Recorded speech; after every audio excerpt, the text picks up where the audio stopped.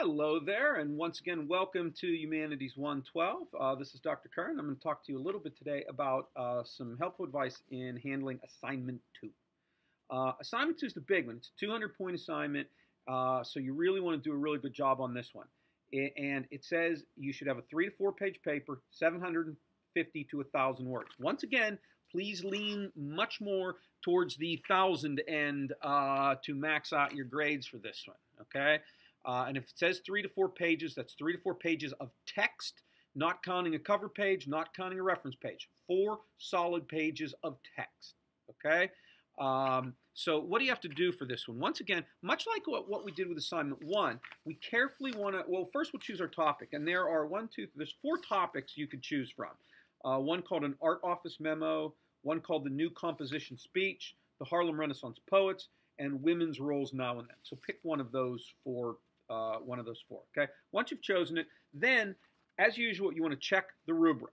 Now, for each of these 4 topics, there are 4 things you have to cover. For example, if you choose the art office memo, it says your boss, who knows you've been taking a humanities class, has asked you with managing the art budget for the company, expecting you to choose various pieces of art for the new corporate offices, okay?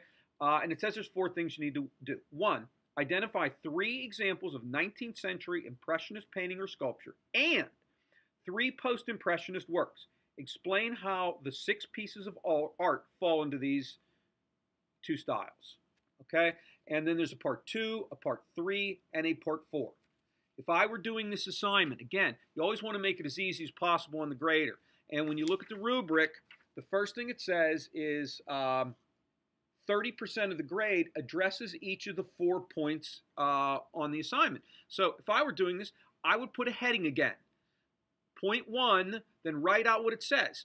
Identify 3 examples of 19th century, blah, blah, blah. Exactly what it says. Write it there, and then write that section of the paper. Again, it makes it very easy on the grader, because when I look at the rubric, I'll say, did they address all 4 points? If you just write a big essay and make me hunt for it, I may miss stuff.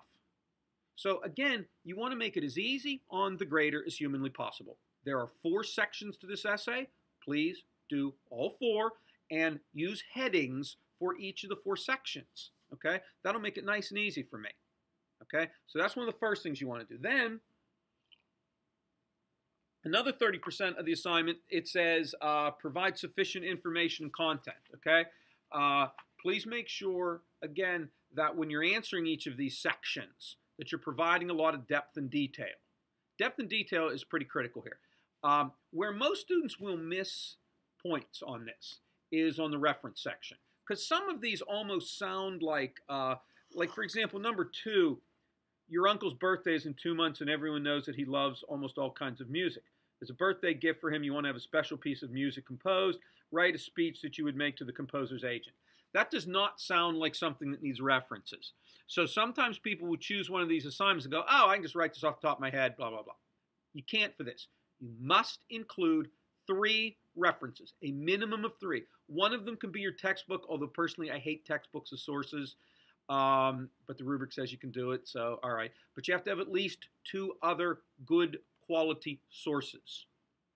Now, for this essay, because it's the big one, you also must include in-text citations. Now, what is an in-text citation? If you've never done one, let me find a marker first. If you look over here, see if I can do this without causing a disaster. If you look on here and in the middle of your essay, you would put, this is an in-text citation, parentheses, Smith, 2012, in the middle of your essay.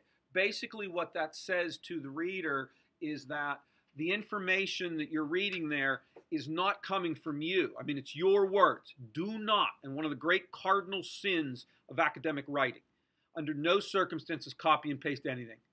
If you copy and paste, it requires a different type of citation. And I don't like copying and pasting. It's academically lazy in my mind, and it's an easy path to accidentally committing academic plagiarism. Anything you write it in your own words, please. Okay? Read something, and that's good for insight. paraphrase it, okay, your words, not theirs, and then include a citation that says, hey, this information came from this source. Author, date, that's it. Unless you use a direct quote. My advice, don't use direct quotes. They require a more complicated citation, and it's a lot harder. Once again, you may use Son of Citation Machine or any internet source that helps with citations.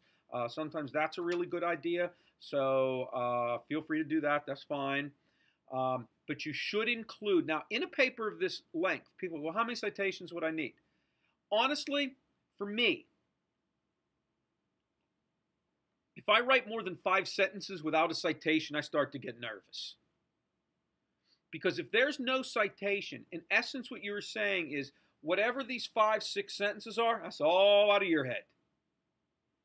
And chances are, if this is a research-oriented essay and you're talking about, well, I think some interesting post-impressionist painters are blank, blank, blank, and here's what this post-impressionist painter painted, and here's what blah, blah. My hunch is a lot of that's coming from somewhere. So you need to tell the reader, my words, his ideas. Okay? So please, after about 5 or 6 sentences, please include a parenthetical citation. Now also, one of the things with APA formatting, students will make this mistake a lot. They'll write the paper, and then they do what's called padding the reference list. They've got like 20 references. Okay? If there is not one of these in the body of the paper, you can't put it in the bibliography at the end.